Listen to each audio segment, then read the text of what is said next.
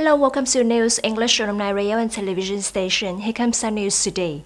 The Ministry of Finance has just issued official letter number 5594 for comments on a draft circular stipulating the rate of collection of a number of fees and charges to support people and businesses.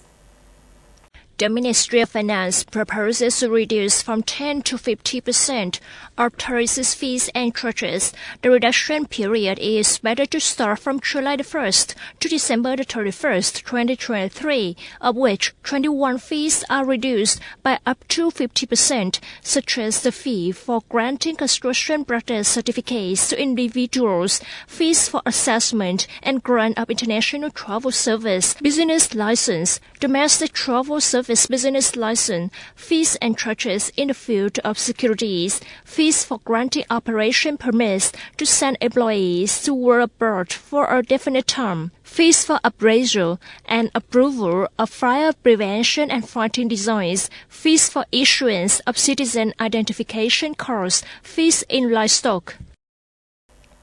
10.86 billion USD is the amount of foreign direct investment FDI registered to pour into Vietnam after the first 5 months of the year, down only 7.3% over the same period last year.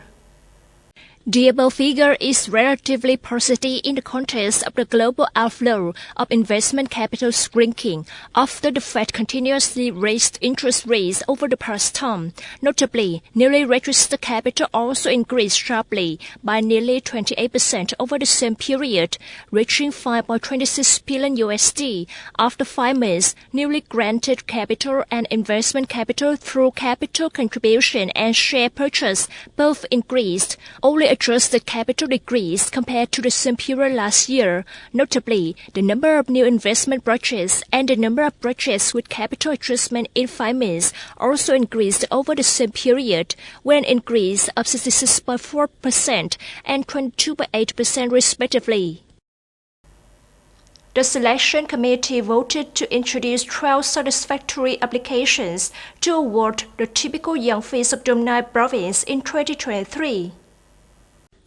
This year, there are 73 applications for consideration and donation, in which departments and branches introduced 9 dossiers. District units, unions, and affiliated delegations introduced 46 dossiers. Profiles are divided into 8 groups of subjects, including pupils, students, young workers, officials, civil servants, public employees, teachers, lecturers, armed forces, young people in residential areas, officials of the union, association, team, and young people with achievements in the field of culture, art, physical training, and sports. Typical Young Face of Dong Nai Province is the title for the most typical cadres, union members, and youth residing, studying, and working in the province under the age of 35. This year, the committee also selected 2 individuals to honor the promising young face.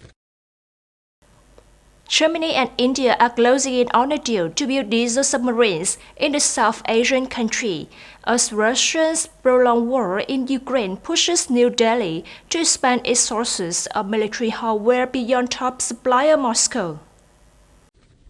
ThyssenKrupp AG's marine arm and India's Mazagon Dock Shipbuilders Limited are likely to jointly bid for a project worth an estimated 5.2 billion USD to build 6 submarines for the Indian Navy.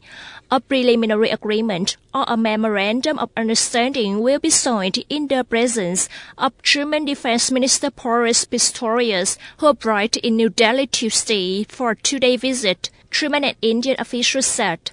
Submarines are a keynote for New Delhi due to its aging fleet. To effectively patrol the Indian Ocean, the Indian Navy needs a minimum of 24 conventional submarines, but currently only has 16.